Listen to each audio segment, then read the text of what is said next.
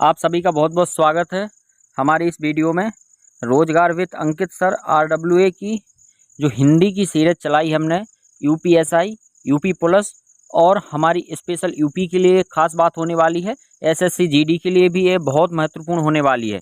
तो आप सभी मिलजुल कर हमारा इसमें साथ दें। हम इसमें चैलेंज किया है मैंने, 15 दिन 15 टॉपिक हिंदी के कवर करेंगे। प्रतिदिन एक टॉपिक 10 मिनट की वीडियो रहेगी। नवीन सर की PDF है, UPSI विनायक बैच की PDF है। इस PDF का हम एनालिसिस करेंगे, तो हमारे साथ आप जुड़े रहें इस वीडियो में। यदि आप चैनल पर नए हैं तो चैनल को सब्सक्राइब कर लें, क्योंकि आप इस हमारे साथ जैसे ही आप रिवाइज करेंगे तो आपको इस रिवाइज करने से एक फ़ायदा हो जाएगा कि आपको चीज़ें जो है कि बहुत जल्दी याद होने वाली हैं। तो हम वीडियो ज़्यादा लंबी भी नहीं होगी, 7 से 10 मिनट के बीच की वीडियो रहेगी और हम इस PDF का एनालिसिस करेंगे, जो कि हमारी नवीन सर की PDF है। तो हिंदी बेस्ट होने वाली है आपकी। SSC GD और यूपी पुलिस के लिए आपकी हिंदी यहाँ से परफेक्ट हो जाएगी। ये UPSI विनायक बैच की हिंदी PDF है। चलिए स्टार्ट करते हैं। हमने यहाँ पर क्या पढ़ना है, तो हमने यहाँ पर पढ़ना है अलंकार। अच्छा, अलंकार किसे कहते हैं उसकी परिभाषा नीचे दी हुई है, हम पढ़ते हैं। अलंकार, अलंकार का मतलब होता है, ये दो शब्दों से मिलकर बना हुआ है। अलम धन कार, क्या होता है? अलम धन कार, जिसका मतलब होता है आभूषण। अलम का मतलब आभूषण, कार का मतलब करने वाला। मतलब क्या होता है कि जब आप जैसे मान के चलिएगा, आप गले में हार वगैरह पहन लेते हो तो आपकी सुंदरता और निखर जाती है। उसी को क्या कहते हैं? उसी को तो अलंकार कहते हैं। कहते नहीं कि अलंकृत कर लिया है आपने अपने आप को। तो परिभाषा देखते हैं। अलंकार किसी काव्य की शोभा बढ़ाते हैं। अलंकार किसी काव्य की शोभा बढ़ाते हैं। अलंकार काव्य का अनिवार्य गुण है केशवदास के अनुसार। केशवदास जी के अनुसार क्या है? अलंकार काव्य का अनिवार्य गुण है। और इसमें एक चीज़ और आई यहाँ पे कि आप देखिए, अलंकार काव्य का अनिवार्य गुण है, केशवदास जी ने कहा। अलंकार के भेद की बात करते हैं तो दो भेद हमें यहाँ पर देखने को मिलते हैं। एक तो शब्दालंकार होता है, एक अर्थालंकार होता है। अच्छा, कुल भेद अगर आपसे प्रश्न में पूछता है कि बताइए अलंकार के कुल कितने भेद होते हैं, तो इसके कुल 3 भेद होते हैं। कितने भेद होते हैं? कुल 3 भेद। शब्दालंकार, अर्थालंकार और उभयालंकार। शब्दालंकार, अर्थालंकार और एक क्या होता है? उभया अलंकार। अच्छा, इसके बाद में और बात करते हैं, शब्द अलंकार की बात करते हैं। यहाँ से हम स्टार्ट करते हैं। तो वाक्य में शब्दों के कारण, वाक्य में शब्दों के कारण जो चमत्कार आभूषित पैदा होता है उसे शब्द अलंकार कहते हैं। और शब्द अलंकार की बात करते हैं तो ये 5 प्रकार का होता है। कितने प्रकार की होती हैं? ये 5 प्रकार के होते हैं। कितने प्रकार के होते हैं? 5 प्रकार के होते हैं।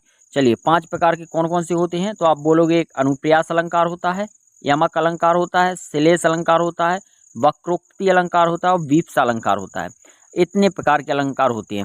सबसे एक एक करके हम सबको पढ़ते हैं। पहले हम पढ़ते हैं अनुप्रास अलंकार को। इसमें क्या होता है अनुप्रास में? इसमें वर्ण की आवृत्ति बार बार होती है। अब चलिए यहाँ पर आइए, नेक्स्ट देखते हैं अनुप्रास अलंकार। अनुप्रास अलंकार, अनुप्रास अलंकार क्या कहता है? जब एक ही वर्ण की आवृत्ति बार बार हो, जब वर्ण की आवृत्ति बार बार होती है। वर्ण मतलब क्या होता है? कोई भी वर्ण, जैसे आ हो गया, का, खा, गा, गा, अंगा, इस प्रकार के वर्णों की आवृत्ति जब बार बार होती है तो वहाँ पर अनुप्रास अलंकार होता है। तो इसके कुछ उदाहरण हैं, देख लेती हैं। उदाहरण नंबर पहला, तरनी तनुजा, तरनी तनुजा तट तमाल तरुवर बहु छाए, मुदित महीपत मंदर आए।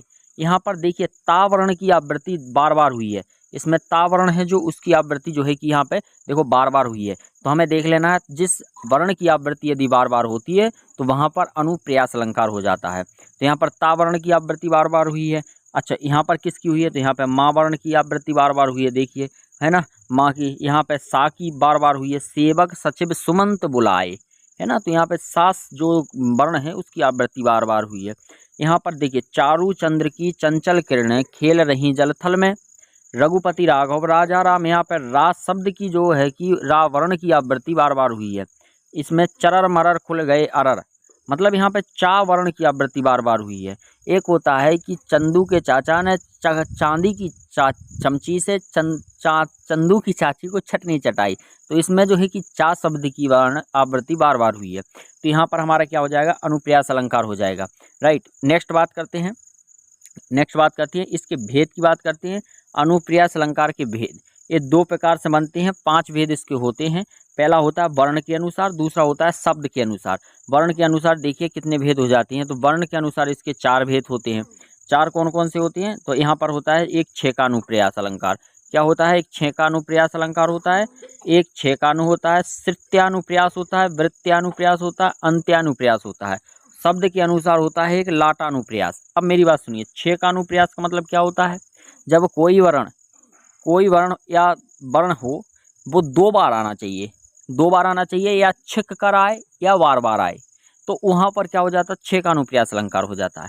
और देखिए अब मैंने कहा 2 बार आए या बार बार आए, लेकिन 2 बार आना चाहिए, तो मैंने 2 बार की बात की है, तो छेकानुप्रयास अलंकार। एक वर्ण 2 बार आए, चाहे लगातार आए या छिक कर आए। जैसे चौधी का चांद आफताब हो, मतलब यहाँ पर देखिए चौ और यहाँ पे चांद, यानी वर्ण आया ना 2 बार।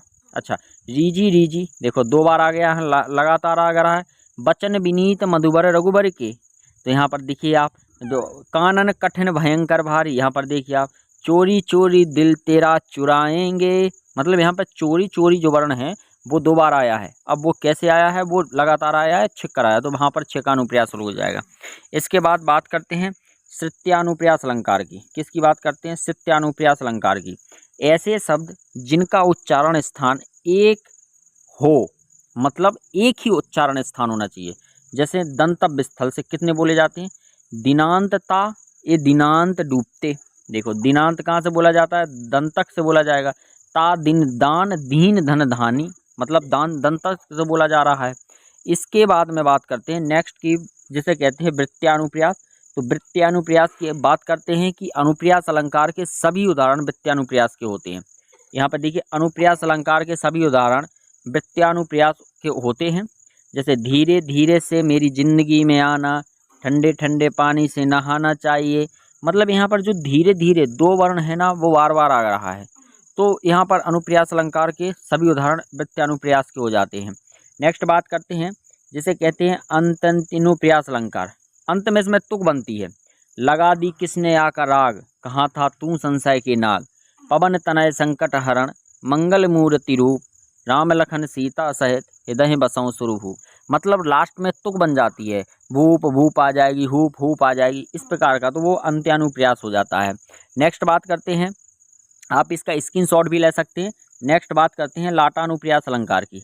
पूरी पंक्ति पुनरावृत्ति होती है, जहाँ पर पूरी पंक्ति की पुनरावृत्ति हो जाती है वह लाटानुप्रयास होता है।